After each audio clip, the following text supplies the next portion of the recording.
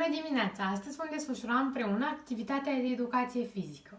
Eu v-am pregătit un joc. Acesta se numește Printre flori. El constă în alergarea dintr-un punct în alt punct prin ocolirea unor obstacole.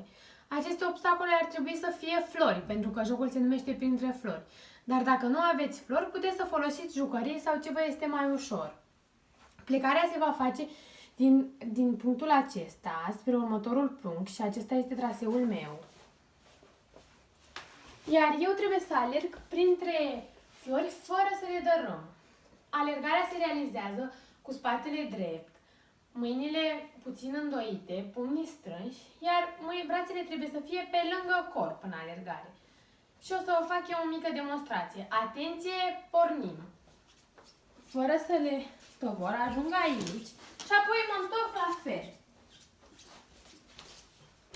Atenție, ne oprim. Și acesta a fost jocul pe care l-am realizat eu astăzi.